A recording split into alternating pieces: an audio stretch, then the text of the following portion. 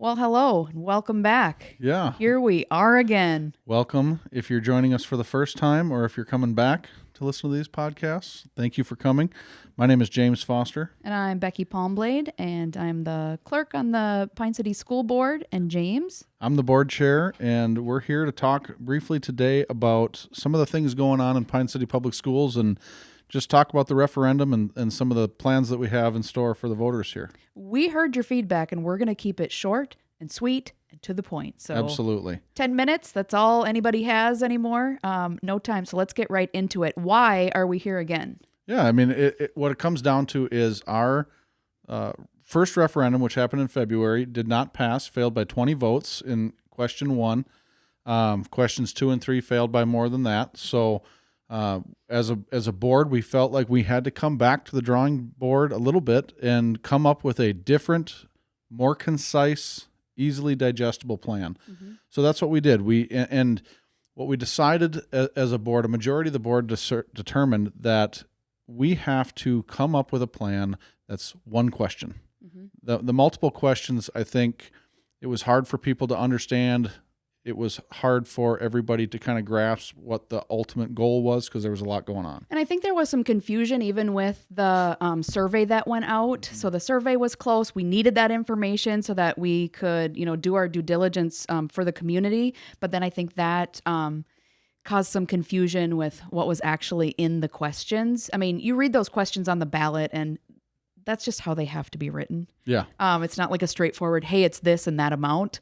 Yeah. All those extra words are not anything that we're really in favor of. So there's two parts to this. There's the ballot question, mm-hmm. but there's also what gets submitted to the Department of Education. Mm-hmm. And we cannot deviate really from what gets submitted to the Department of Education. So while the ballot measure was not clear that there is not turf football fields and all these other add-ons that were in the survey, we asked people's opinion on it, but it was never part of the plan. It was never. And a lot of people thought that it was because the ballot questions were written in such a way that they have to be written. Mm-hmm. So anyway, it's... Yeah. So that's why we're here. We just want to spell it all out for you, get you the information, and then asking you just to share the information. We need the community to have the information so that they can spread it as well, and the true information. So yeah, and ultimately, the plan that we put forward the second time around, I genuinely feel as though this is a better, more responsible plan, and I'll explain why that is. So there's a couple of things that are at play here. When we sent out the survey said keep it in the mid-30s if you want it to pass, meaning don't let the referendum get much more than about 35, I think it was 38. 36, 37, something like that. Mm-hmm. So we tried very hard to hit that number with question 1 because question 1 was the nuts and bolts of what we needed. So we decided to try to hit that number. Mm-hmm. Well, one of the ways that we hit that number was we were going to spend a bunch of the school's budget on the problems that we had.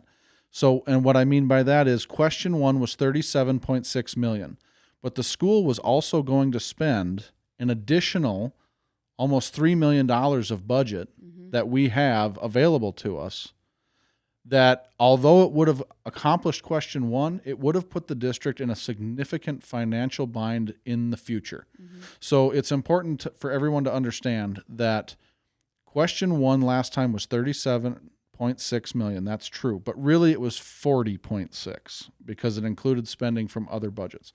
Yep. So why is that important? Because this plan does not put the new plan that's going to be in May does not put the district in that type of financial bind in the future.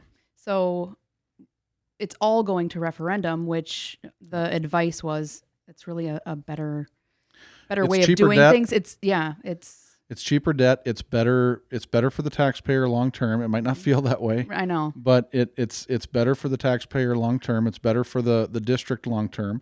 So the new plan is $42.9 million. And what it accomplishes is all of question 1 mm-hmm. from the last referendum.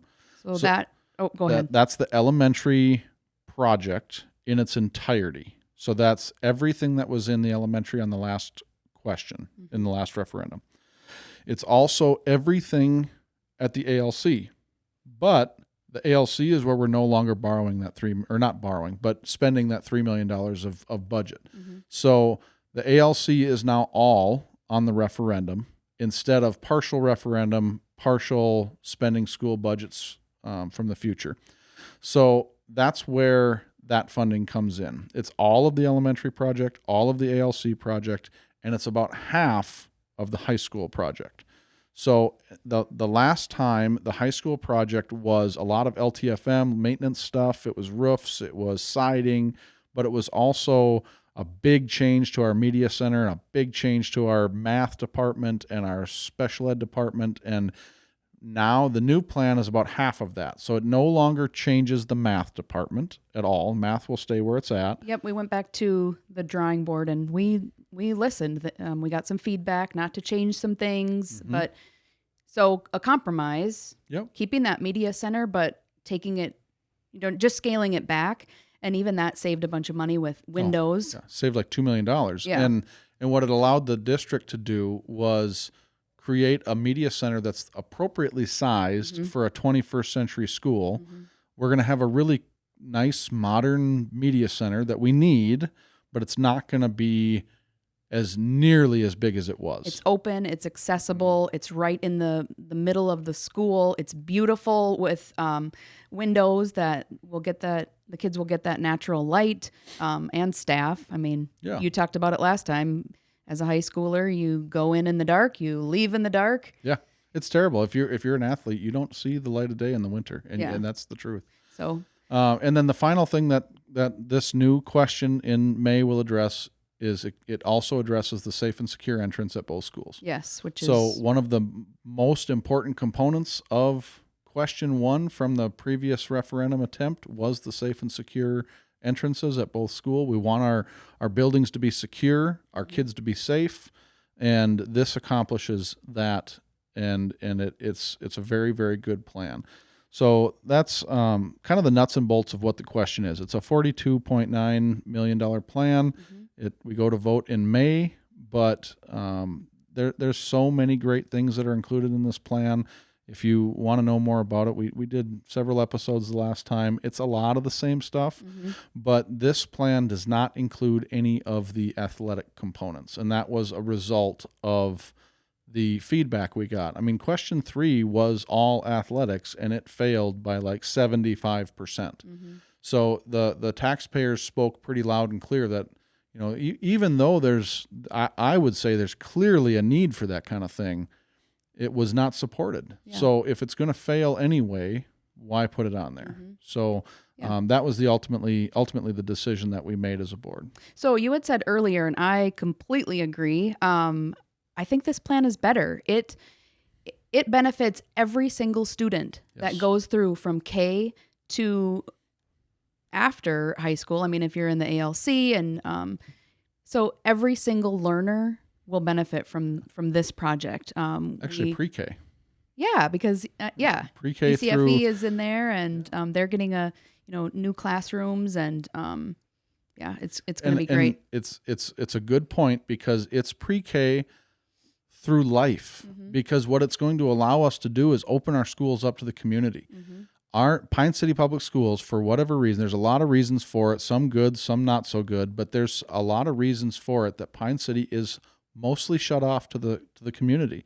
It's very difficult if you're a community member to get into the school and use that space. And that's not what we want. No. One of the things that this will allow us to do is open up our schools to community education, community projects, community groups that might want to come in and use that space that we're all paying for anyway. Right.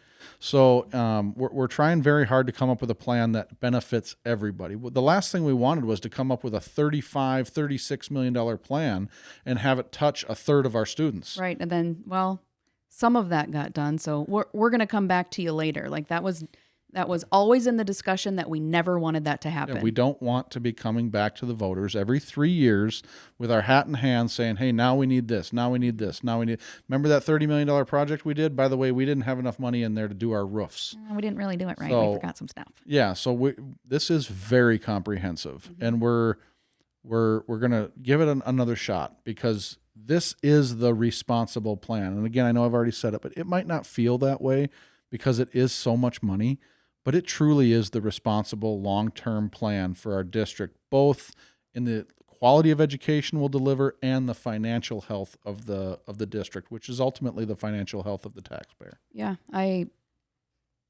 completely agree with all of that. I've heard some people, taxpayers, I understand that not wanting to pay extra, your taxes are up, everything's up, you're paying extra for everything. And, I don't have kids in the school, so I don't want to pay for it. Well, we're hoping that you will benefit from this, even if you don't have kids in the school. These learners, they'll have healthier, safer environments. And those are the people that are going to be taking care of us when they're out of school. See you at the assisted living. Try and take care of me, please. So hoping that that message gets out and gets across that this is a project for our community, and hoping that everyone can benefit. Did want to talk just a bit before we wrap it up about early voting. It is already open and rolling. It's at the courthouse in Pine County, the Pine County Courthouse, and that's open from 8 a.m. to 4:30. We also have all that information on our website, which we'll talk about in one of the episodes that's coming up. Our website. I'm really excited about it. Yeah, I think we're going to have a better turnout this time, which I'm excited for. Good, bad, or indifferent, whether no matter what the outcome is, more voters is good. Yeah, so we want to hear what the community wants. So. Please get out to vote. Yep. We can't stress that enough. Spread the word. So we're going to have a couple more short little episodes here. Please stay with us. Give us a listen. And if you have any questions that we don't cover, please let us know, because we're happy to answer questions, dispel rumors, discuss the awesomeness of the plan and all those wonderful things. Yeah. Thanks for listening. Yep. Thank you.